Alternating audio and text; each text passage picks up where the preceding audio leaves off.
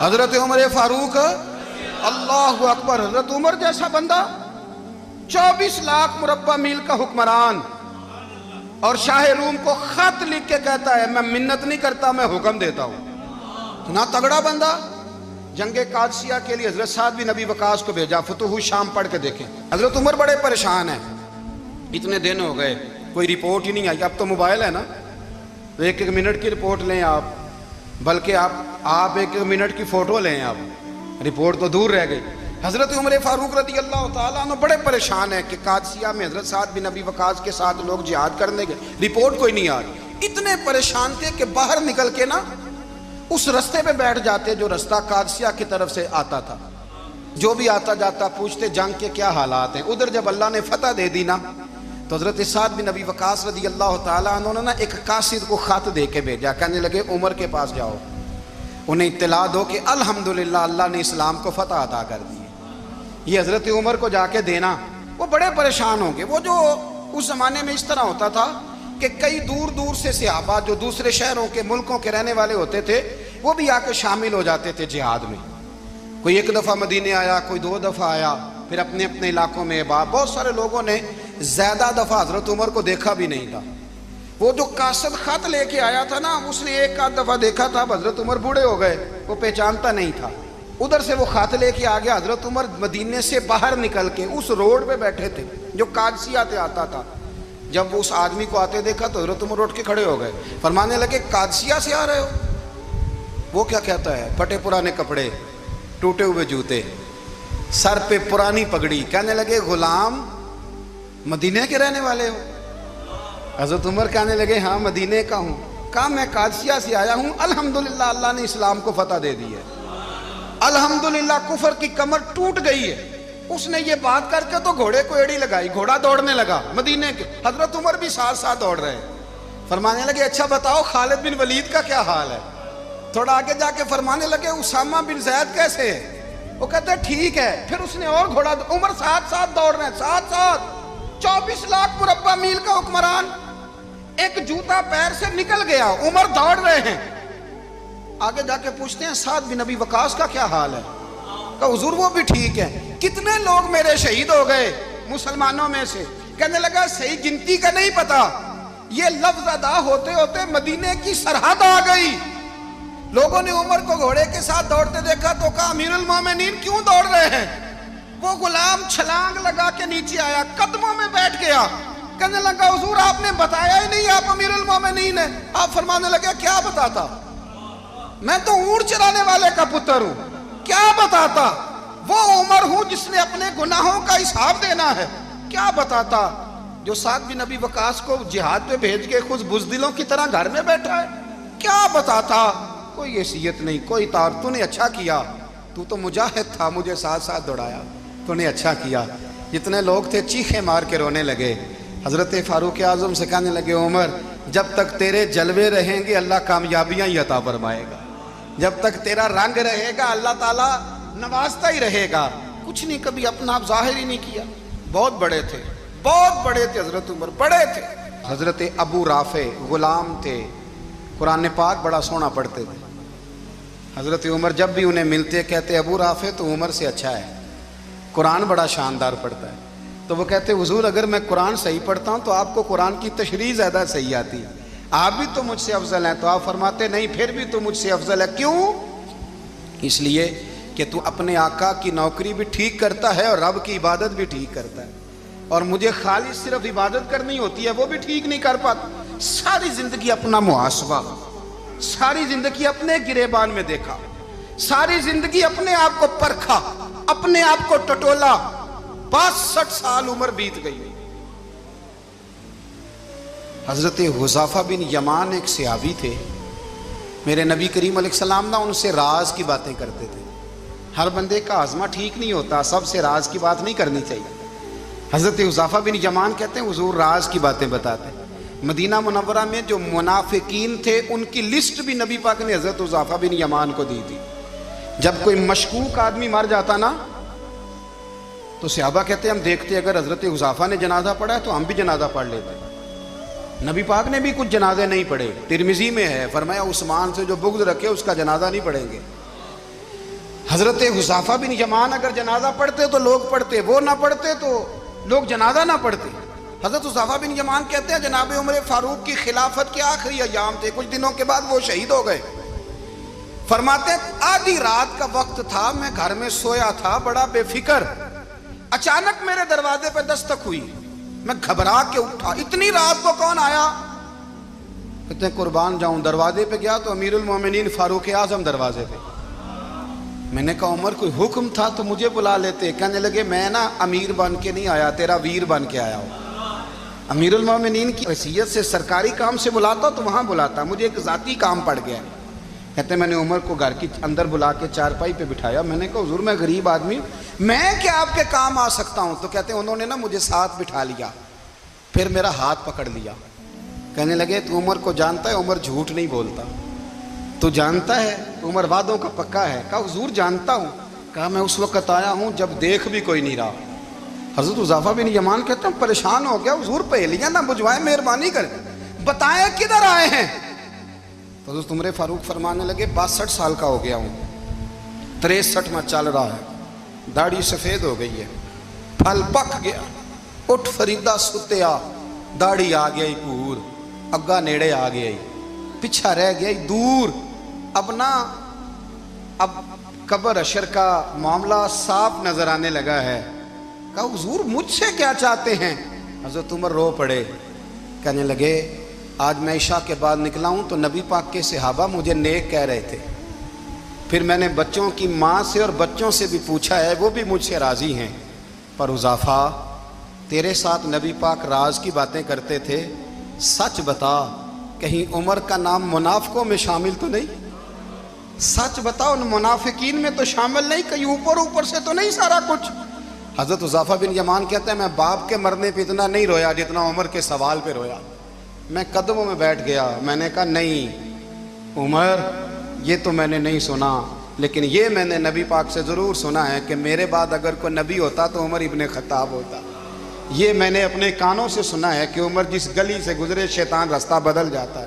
یہ میں نے اپنے کانوں سے سنا ہے کہ 950 سال حضرت جبریل جناب عمر کی شان بیان کریں تو پھر بھی بیان نہیں ہو سکتا۔ یہ میں نے ضرور سنا۔ دوستو ساری زندگی حضرت عمر نے اگر دوسروں کا محاسبہ کیا تو اپنا اور اپنے بچوں کا بھی کڑا خیال رکھا، اپنی ذات پر بڑی توجہ دی۔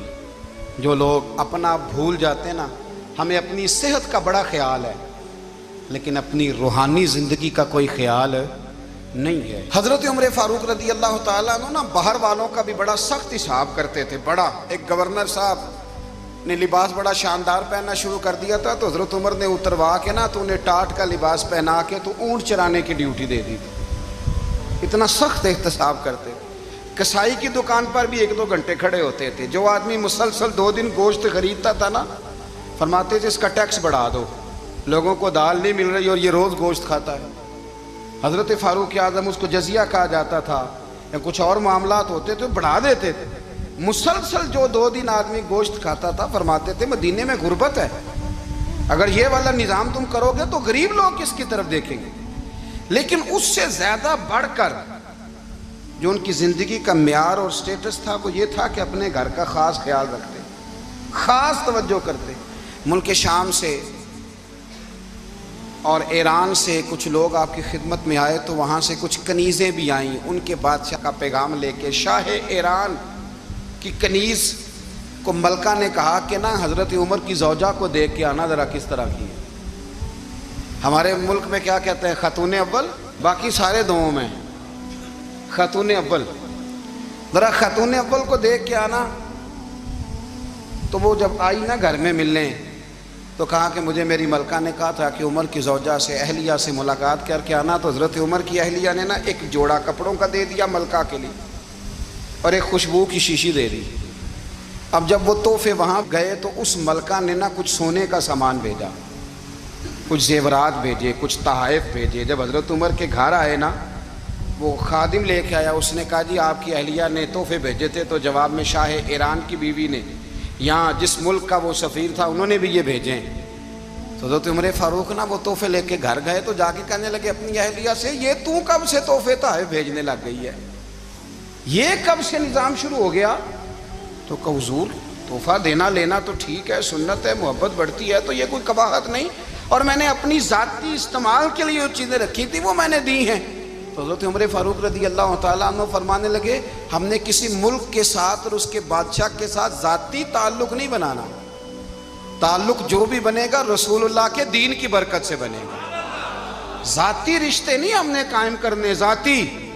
آپ کے ملک کی جو ایئر لائن جس کا ہر سال خسارے کا ڈنڈورا پیٹا جاتا ہے نا، وہ ہمارے بادشاہ صاحب اور صدر صاحب اگر غیر ملکیوں کو گھوڑا کبھی بھیجنا ہو نا، گھوڑا، تو پورا ایک جہاز گھوڑا لے کے تحفے میں جاتا ہے، پورا جہاز غریب قوم کا یہ سرمایہ، اور قوم بڑی بادشاہ ہے، لائنوں میں لگ کے ووٹ دیتی ہے، دو کام ہمیشہ لائن میں لگ کے کرنے، ایک بل لائن میں لگ کے جمع کرانا ہے اور ایک ووٹ لائن میں لگ کے، تاکہ پھر پورے 5 سال لائن میں ہی لگے رہیں۔ مرضی سے آپ ووٹ دینا، پر جو بات درست ہے اس کو سنو۔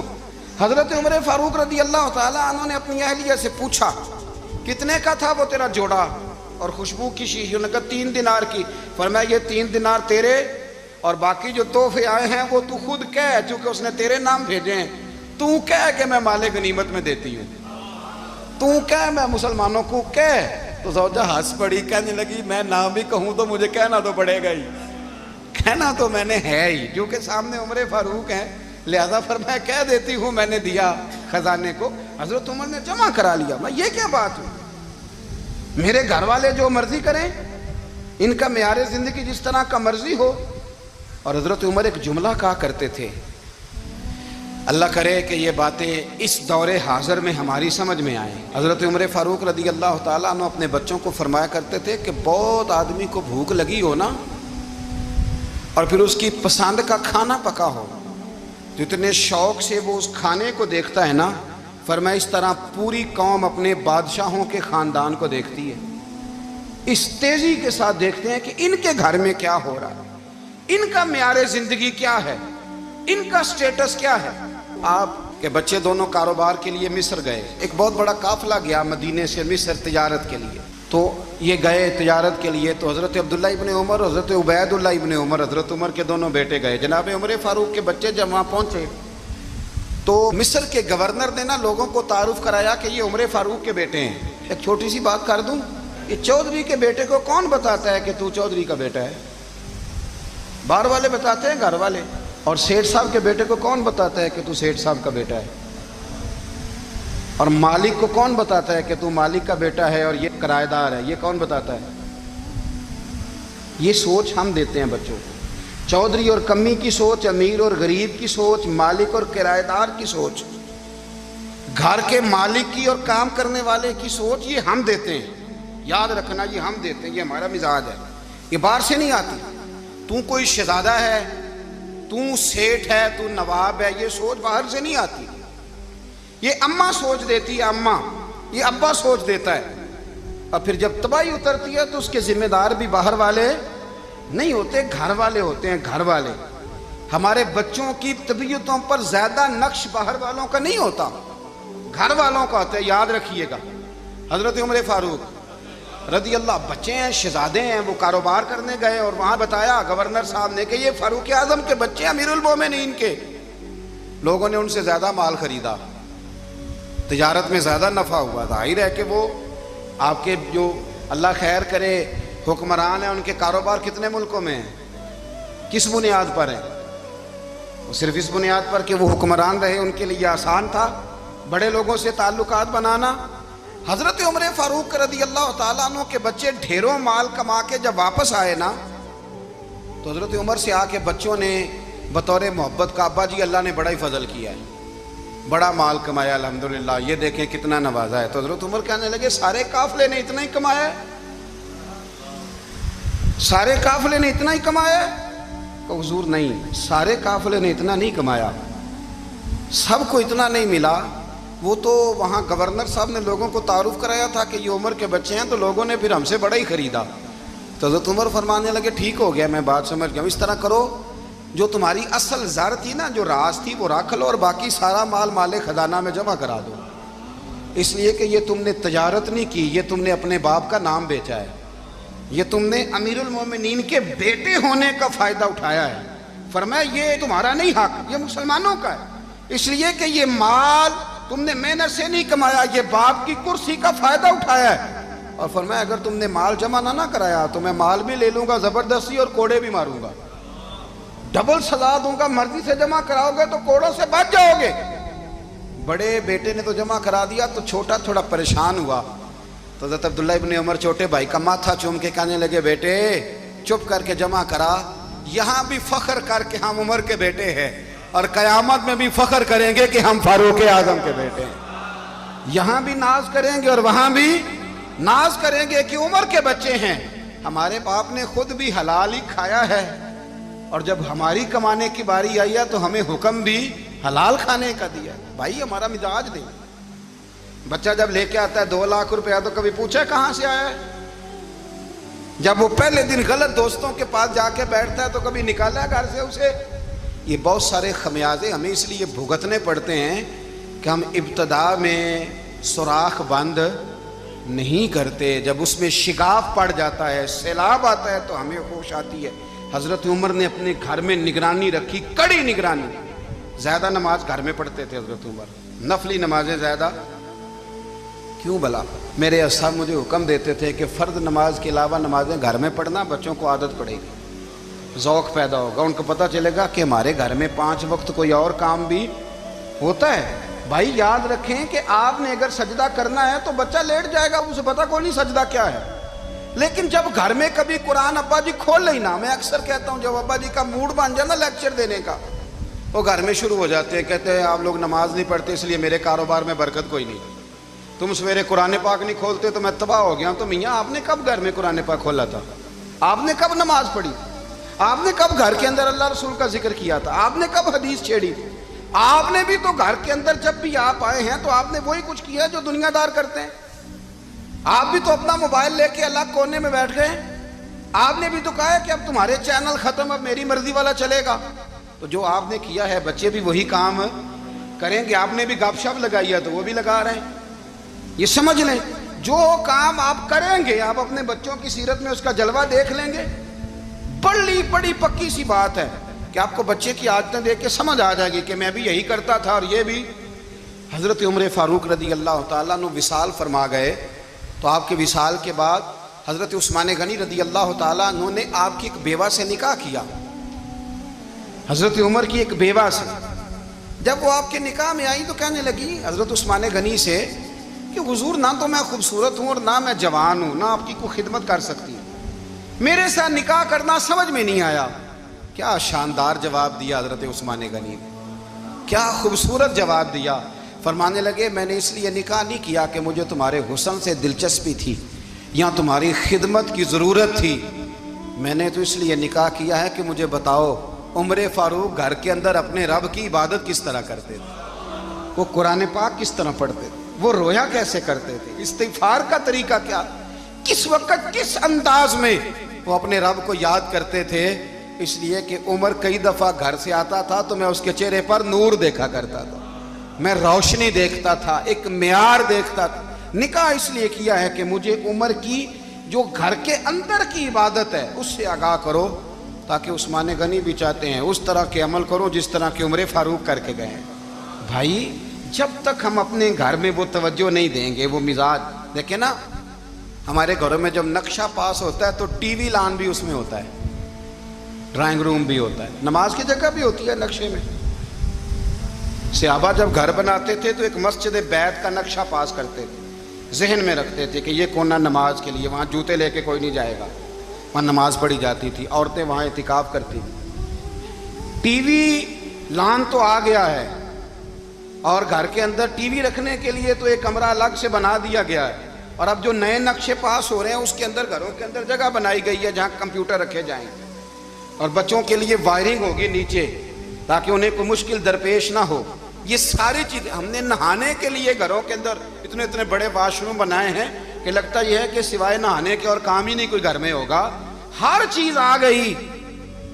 پر اللہ کرے کوئی تفسیر بھی ٹیبل پہ پڑی نظر آئے، کوئی حدیث کی کتاب بھی ٹیبل پہ پڑی نظر آئے۔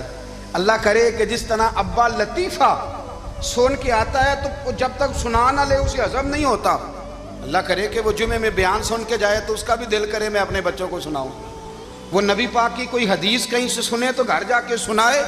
جب تک یہ معیار نہیں بنتا آپ کیسے توقع کرتے ہیں کہ گھر کے اندر اللہ کی رحمتیں نازل ہوں گی؟ آپ یہ کیسے توقع کرتے ہیں کہ گھر کے اندر وہ معیار اور وہ مزاج بنے گا؟ حضرت عمر فاروق نے ذاتی زندگی پر جو توجہ دی، گھر والوں کے معیار پر جو توجہ دی حضرت عمر فاروق رضی اللہ تعالیٰ عنہ نے، وہ بھی بڑی دیدنی ہے. حضرت ابو موسیٰ اشعری کو نا آپ نے وزیر خزانہ بنایا تھا. تو حضرت ابو موسیٰ اشعری کہتے ہیں کہ حضرت عمر کو شیخ خزانے میں رہنے تو دیتے نہیں تھے. ایک دن نا میں صفائی کر رہا تھا اس کمرے کی جس میں خزانہ رہتا تھا. ہمارے تو ملک میں جو جاتا ہے وہ صفائی کر کے ہی جاتا ہے، اللہ خیر کرے. اور خیر معیار بدلتا ہے. جو پچھلی حکومت ہوتی ہے وہ قرضہ اٹھاتی ہے، وہ باہر سے جاتی ہے تو قرضہ لے کے آتی ہے، اور جو نہیں آتی ہے وہ کہتی ہے ہمیں پیکج مل گیا ہے. وہ قرضہ نہیں اٹھاتے. ان کو کیا ملتا ہے؟ یعنی پچھلی نے قرضہ لیا تھا اور ہم نے، واہ جی واہ کیا خوبصورت انداز ہے. اس کا نام بدل کے نا، انہوں نے قرضہ لیا تھا اور ہم نے، میں کہا بڑے شاندار سیانے بندے ہو گئی. حضرت سیدنا ابو موسیٰ اشعری کہتے ہیں کہ میں نے نا مال غنیمت کی صفائی کی تو ایک دینار مجھے نا کہیں پڑا ہوا مل گیا. تو فرماتے ہمیں اجازت ہوتی تھی کہ ایک آدھ دینار ہم اپنی مرضی سے کہیں خرچ کر سکتے تھے. اگر آپ ناراض نہ ہوں تو ہمارے ہاں جب چیئرمین صاحب، ناظم صاحب ٹھیکے دیتے ہیں تو ٹھیکیدار ان کا چھوٹا بھائی ہوتا ہے، یا چچا کا بیٹا ہوتا ہے، یا خالہ کا بیٹا ہوتا ہے. وہ خود ناظم ہوتے ہیں اور ان کا چھوٹا بھائی ٹھیکیدار ہوتا ہے. یعنی وہ نا سارا کچھ گھر کے اندر ہی رہتا ہے. گھر کے اندر ایک پیسہ دیتا ہے، دوسرا واپس اس کو واپس کر دیتا ہے. گھر کے اندر ہی. اب تو خیر ہمارے لوگ سمجھدار ہو گئے. ایک بندہ ایک سیاسی جماعت میں ہوتا ہے، دوسرا دوسری میں، اور تیسرا جس کی بھی حکومت آئی حکومت تو ہماری رہے گی نا. ایک بندہ تو ہے نا اس جماعت. یہ اچھا لوگوں نے ایک طریقہ نکالا ہے. تو حضرت عمر کے بیٹے گزر رہا تھا تو حضرت ابو موسیٰ اشعری کہتے ہیں میں نے صفائی کی تو ایک دینار نکلا. تو میں نے وہ ایک دینار نا حضرت عمر کے بیٹے کو دے دیا. میں نے کہا لو بیٹا اپنے چچا کی طرف سے تحفہ. اور گھر جا کے انہوں نے حضرت عمر کو بتایا کہ چچا نے پیسے دیے ہیں. چھوٹے بچے تھے. حضرت عمر نے حضرت ابو موسیٰ اشعری کو بلا لیا اور بلا کے فرمانے لگے میں تو تمہیں اپنا دوست جانتا تھا اور تو نے میری اولاد کو ہی دنیا دار بنانا شروع کر دیا. میرے بچوں کو ہی تم نے دنیا دار پیسوں پہ لگانا شروع کر دیا. میں تو تمہیں یار سمجھتا تھا. فرمایا تمہیں چاہیے تھا میرے بیٹے کو نصیحت کرتے کہ بیٹا پیسوں سے رب راضی نہیں ہوتا، اس کی رضا والے کام کیے جائیں تو رب راضی ہوتا ہے. اور فرمایا تمہیں کوئی اور گھر نہیں ملا تھا تباہ کرنے کے لیے، میرا ہی گھر ملا تھا. اٹھاؤ اپنا دینار اور خبردار آج کے بعد میرے بچوں کے ساتھ یہ والی نیکی نہ کرنا. اور ہمارا کیا سٹیٹس ہے؟ دوستی ہے ہی اس سے جو تحفے زیادہ دے، جو بچوں کو خراب کرنے میں مدد زیادہ کرے اس کے ساتھ یہ رہنا. حضرت عمر نے گھر پہ اور سب سے بڑھ کر اپنی ذات پہ توجہ کی. حضرت ابو مالک رضی اللہ تعالیٰ عنہ کہتے ہیں میں عمر کے پیچھے پیچھے ایک باغ میں گیا، اکثر اس باغ میں جایا کرتے تھے. اور عمر جا کے نا تو درخت کے نیچے بیٹھ گئے اور فرمانے لگے او امیر المومنین اللہ سے ڈر جا، ورنہ جس رب نے حکومت دی ہے وہ عذاب بھی بڑا دے گا. ڈر جا رب سے. کبھی ساری زندگی حضرت عمر نے اپنا کوئی تعارف نہیں کرایا، کبھی نہیں. ایک بندے نے آپ کے سامنے تعریف کر دی آپ کی تو فرمانے لگے تو خود بھی ہلاک ہوا اور مجھے بھی ہلاک کر دیا. کیا ضرورت پڑی ہے میری تعریفیں کرنے کی؟ اتنی دیر میری تعریف میں لگائی. اللہ کا ذکر کرتا رب تجھے ثواب دیتا، حضور پہ درود پڑھتا تو رب تیرے اوپر رحمتیں نازل کرتا. کس چکر میں؟ آج جتنا اچھی کوئی خوشامد کرے اتنی اچھی وزارت ملتی ہے، جتنی اچھی اس کو جو ہے وہ چاپلوسی کرنی آیا درجہ بھی اسے اتنا ہی اچھا ملتا.